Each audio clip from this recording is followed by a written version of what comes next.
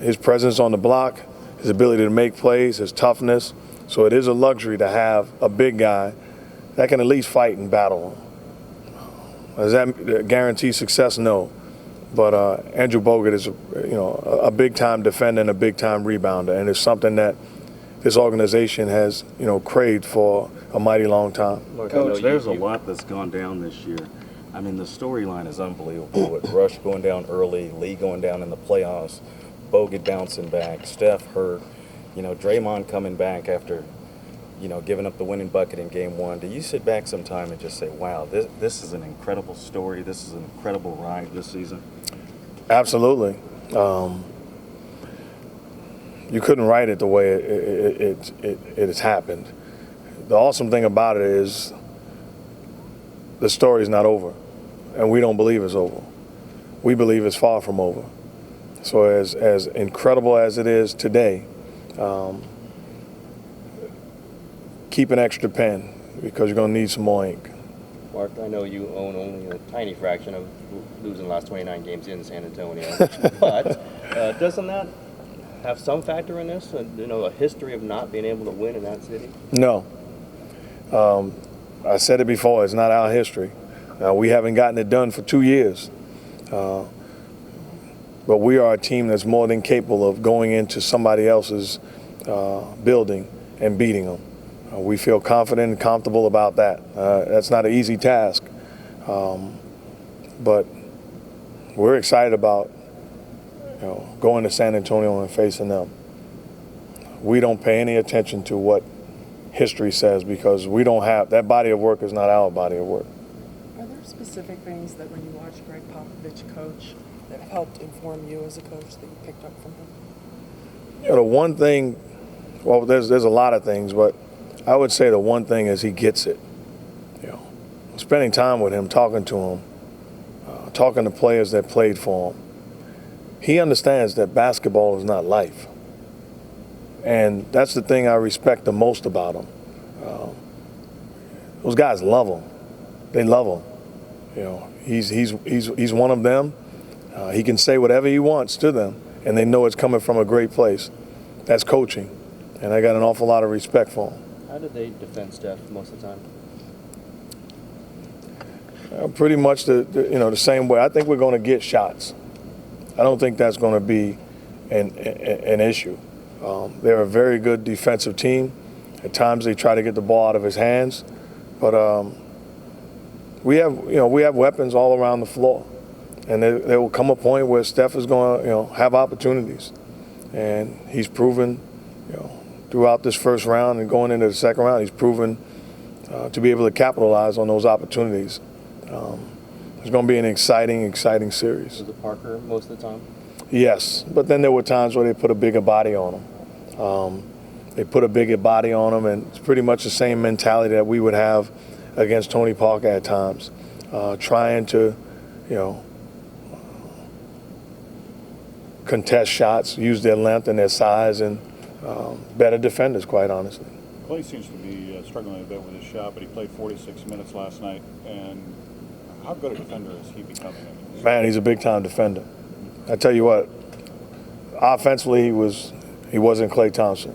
He was out of rhythm, missed some shots badly, but he was engaged defensively. I mean, you just look at that film and you see him defending, no matter whether we needed him to defend Ty Lawson or we need him to defend Andre Miller or Andre Iguodala. It doesn't matter.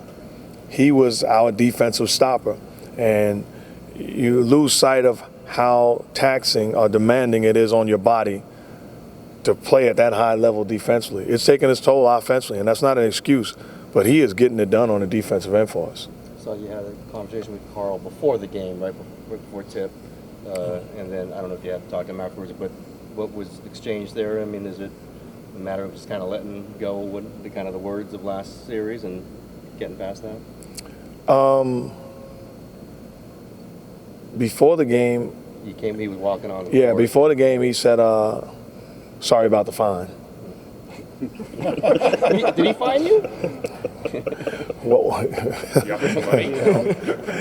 No comment. Well, I said he wouldn't comment on the fine because he didn't want to get fined. But before the game, that was pretty much the extent of our conversation. I said, I don't know, something along the lines of, let's have a good one, But, after the game, I can't remember what he said. Maybe congratulations. At the end of the day, I told him, got a lot of love, respect, and appreciation for him, and it was a great series. I feel the same way about George Karl today that I did going into the series. I've known him for a while as a player, as a guy covering the game, as a guy that was his TV partner in my first year with ESPN, going every weekend to Bristol. I got a lot of respect for him. He's a heck of a basketball coach, and he's had and continues, I'm sure will continue. It's been a great, great career. Not knowing how common a practice it is in the NBA, obviously in other sports, like particularly the NFL, about pain-killing shots. You guys have taken a few.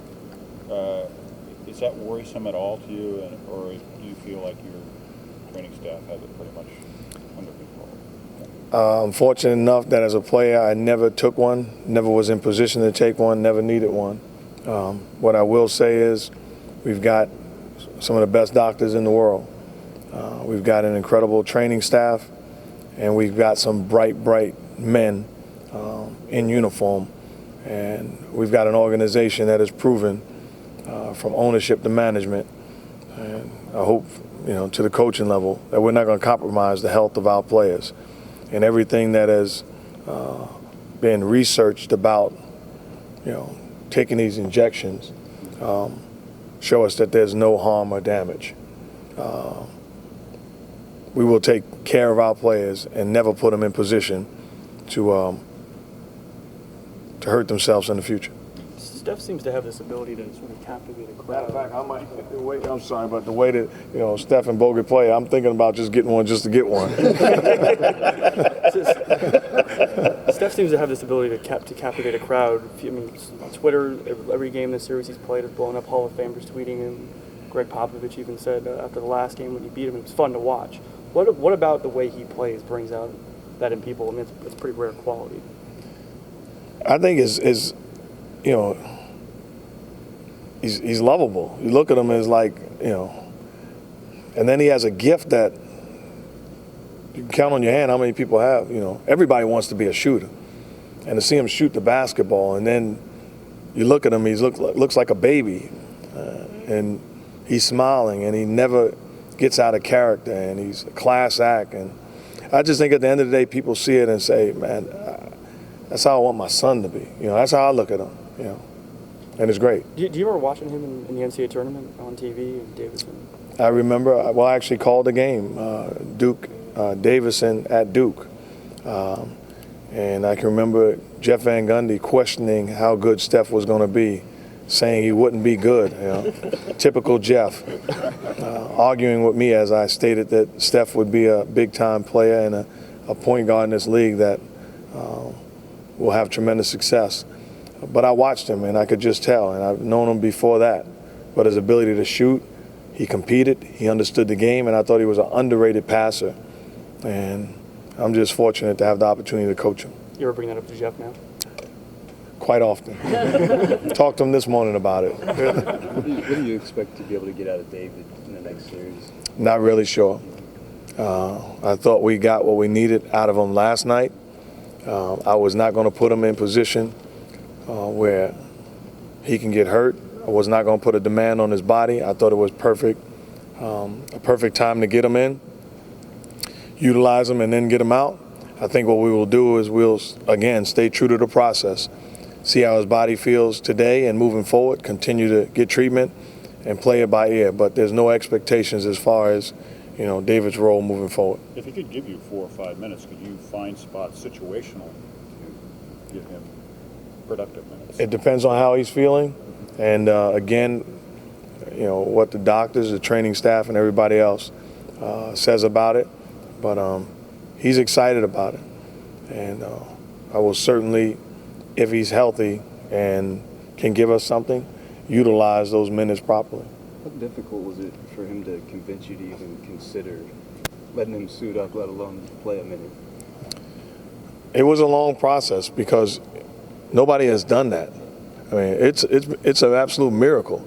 And you look at the doctor, they're saying, well, 6 experts have said that this is unheard of and not seen before.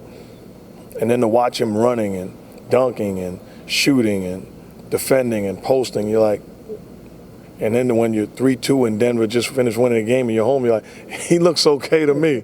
But it's great to see.